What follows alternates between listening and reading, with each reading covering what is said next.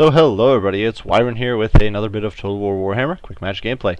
This time around I am playing as the Greenskins against the Von Karsteins on the map, the Battle of the Cairns. And I'm trying out a Grimgor Ironhide build. Definitely getting a shot to the biggest, the baddest get of them all.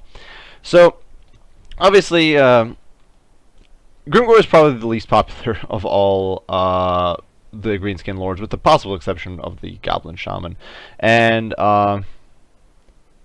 that is for a variety of reasons. He can't dish out a lot of hurt when he's in battle, because he's very high melee attack, he has ridiculous charge bonus, and he has very high weapon strength that's armor piercing, and an okay amount of HP. But unfortunately, despite a decent amount of armor and decent amount of HP, he has no shield, he has very low melee defense, which makes him very susceptible to ranged fire, and of course he has no way of self-sustaining himself, because he has nothing built in, and unlike Carl, for example, for Empire, you can't bring Lore of Life to back him up, which makes him really susceptible to sort of Lord assassinations. And the Greenskins being what they are, they really can't survive a Lord assassination.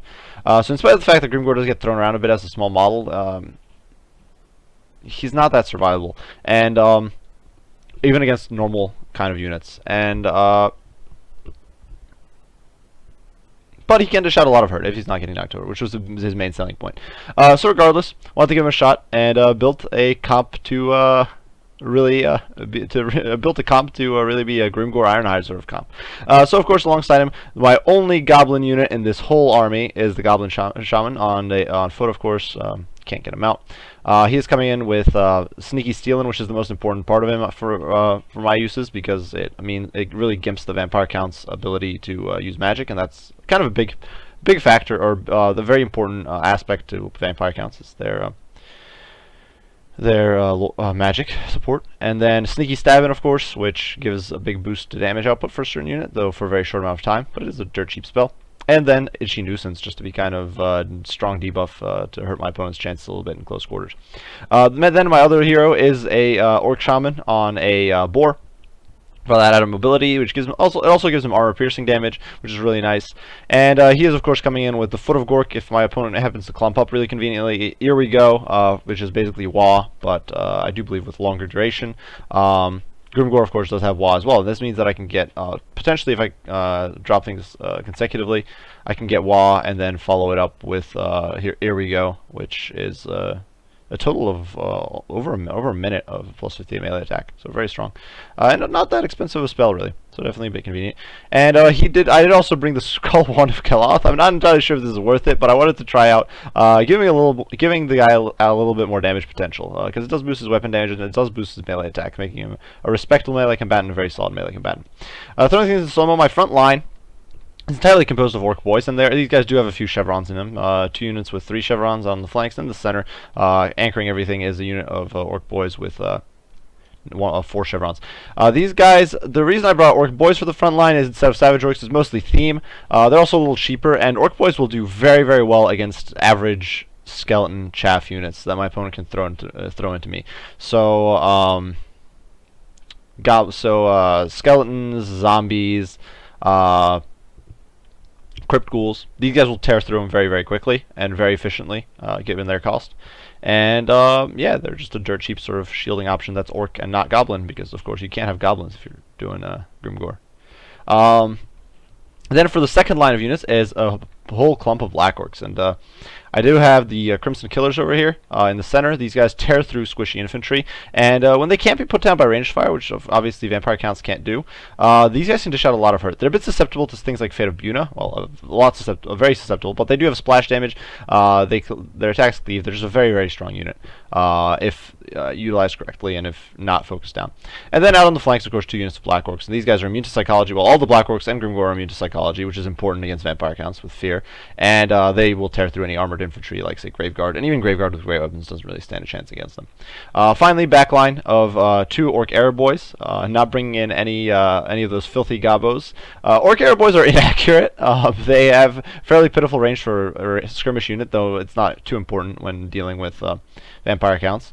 But they do have very solid missile damage, and they're not terrible melee combatants. And their leadership isn't bad either for a skirmish unit. And then finally, my backline of my cavalry units is 1 unit of Orc Boar Big Guns and 1 unit of the Broken Tusks Mob, who are basically armored Boar Boy Big Guns. who I do believe they provide encourage. Do they provide? They do provide encourage as well. My opponent, and you can see he pushed his Crypt Torch a little too far forward here, so I'm going to get a few shots in with arrows. But my opponent went with a very chaff-heavy front line. He brought a lot of zombies. I do believe 3 units of them. One of them is just being overtaken by skeletons, followed by 3 units of skeletons. And these units are, of course, they're just there to soak up ranged fire and tire out my infantry. And then in the back line, his main infantry striking force, which is 5 units of Graveguard, and Graveguard, actually, is it? Yeah, there we go. It is 5 units of Graveguard. Because everything is a sword icon, it's a little hard to pick them out. But especially when they're mixed up like this. But 5 units of Graveguard, and of course the Graveguard will trade very well with the majority of orc units. They won't do great against everything. They won't do great against Black Orcs, but with everything else, Savage Orcs, Big Guns, and obviously the smaller stuff will do very well against. And then Crypt Horrors over here for some added armor piercing and poison damage. For his Lord, of course, he's bringing a Vampire Lord with a pretty sizable amount of magic. He does have, of course, Wind of Death. He has Raised Dead, Gaze of Nagash, and Invocation of Nahex, as well as Red Fury for that crazy boost, Undeath Resurgent, which is the stand your ground knockoff, and even Foe Seeker. It's just a very, very large amount of equipment going into this Vampire Lord, and he's on a Dragon, so that's probably a very expensive Lord. 2 units of Vargeist out on the flanks. These guys are not terrible against Orcs, because Orcs are very lightly armored, by and large, and they, of course, do cause fear. They're very mobile. They can definitely be a nuisance. And out on the other flank, he does have a unit of Black Knights, or not Black Knights, Blood Knights, who will tear through anything large that the Greens can bring very, very efficiently. So yeah, things are kind of kicking off. I'm being very careful about spending my Orc Arrow Boys ammo usefully. I don't want to focus out zombies. So what I'm doing now is I'm ordering him to attack the Graveguard. They're not going to do well against the Graveguard, but the Orcs have a surprisingly decent amount of armor piercing damage. You can see I push my Orc Boys forward to plow into these Skeleton Warriors and Zombies, because I don't want to waste my Black Orcs energy or vigor fighting chaff units. And that's something that I think a lot of people don't consider, and even I don't really think about it too often in my battles, but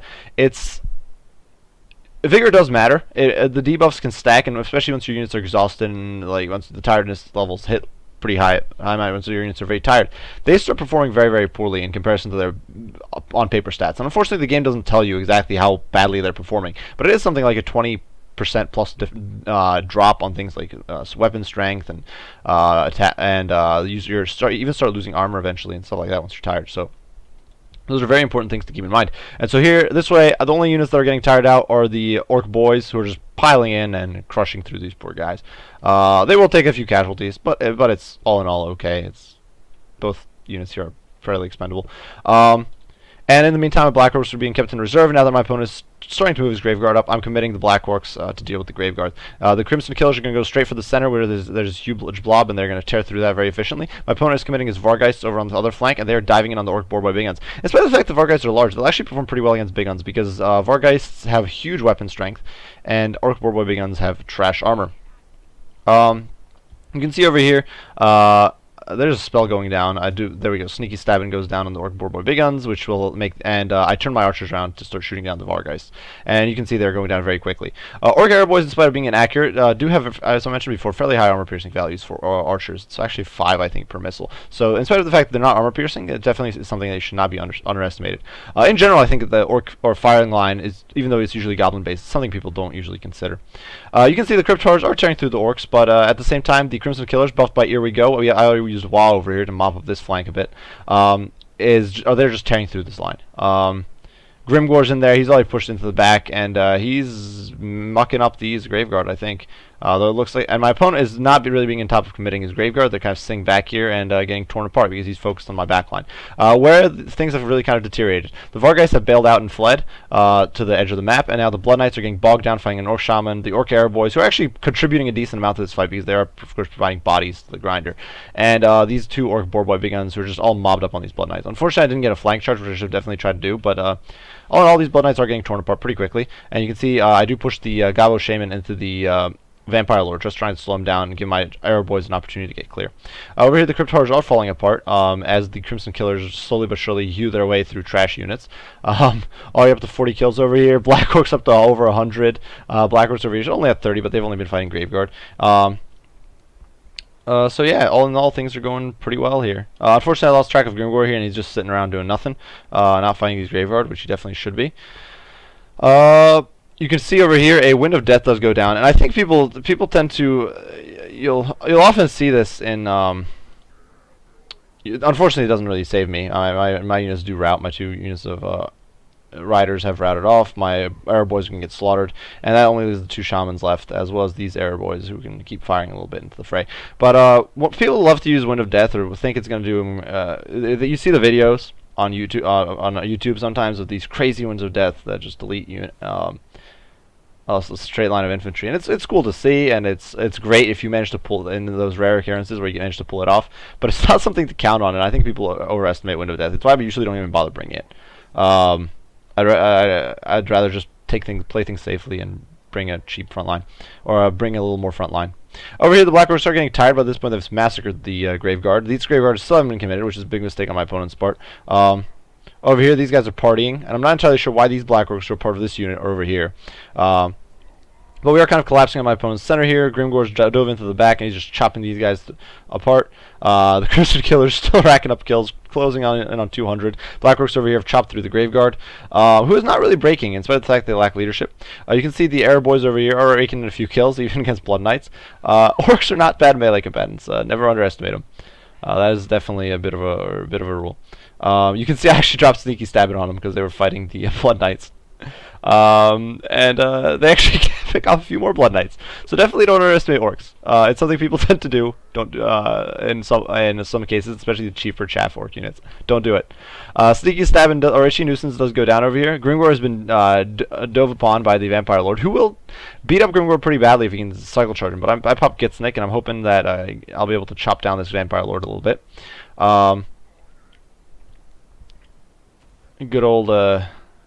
Good old Paul Bunyan in orc form here is going to chop down this Vampire Lord. And these Black Orcs are once again just lounging around. I haven't really been... they cleaned up the Graveguard, and I'm not on top of pulling them back in, which is unfortunate. But over here, this other unit of Black Orcs is hewing through this Graveguard, which is not getting a lot of kills. And you can see my opponent was definitely not on top of his micro. He's very focused on the backline micro, and didn't keep track of his front line with the infantry. And over here, though, you can see even the Orc Shaman has gone in. He's tying down. The Blood Knights are falling apart, though Undeath Resurgent has gone down to restore him a little bit. The rest of these units on the ground are kind of trapped and getting massacred. The Arrow Boys are getting back set up again, and they're able to start firing away. You can see the Crimson Killers are closing in on 300 kills. WAAAAAAGHHHH has gone down to boost them further. My opponent did drop some summon zombies here, actually. You can see the little lightning crackle around them. But they're not going to be long for this world. They're getting torn apart. And over here, the Lord does dive in. It runs over Grimgor, but Grimgor, because he does get knocked around a lot, is fairly survivable, even in this situation. And the Vampire Lord is, taking a bit of a beating from all these angry Crimson Killers, who are up to 304 kills. Black Orcs, this last Vargeist is going down... in a sad sort of manner here, surrounded on all sides by orcs, and he's just getting beaten down. The Vampire Lord dives into the orc backline, but it's a little too late, and at this point he's crumbling and going to be disintegrating soon. And so yeah, good into my opponent. You can see all the units here are very mauled. Yeah, lots of fun. I had a lot of fun running good old Grimgor, and so going to the after battle stats. And when I saw this playing the game, it was pretty hilarious to see the number of kills racked up by the Black Orcs and the Orc Boys even. Orc Arrow Boys are not that terrible in melee. They won't win against Blood Knights. They won't even come close to winning, but they can stall you out for a very long amount of time and dish out a disproportionate amount of hurt. To what you would expect from an archer unit. They also have decent amounts of armor piercing, which normally the normal line, of course, is Gobbo firing line. You bring rusty arrows to debuff enemies' armor so that you capitalize more on the volume and accuracy of the Goblin archers. But if you're not bringing rusty arrows, because I don't want to bring too many Goblin units. I brought the Gobbo Shaman because I wanted to make sure I had sneaky steal in. But if you don't want to bring goblins, if you're trying to do a themed build like this, the Orc Arrow Boys are honestly not bad. They're a decent unit. Grimgor, of course, raking in over 100 kills, tore through that Graveguard pretty effectively. The Orc Boys, of course, they'll tear through zombies and skeletons with ease.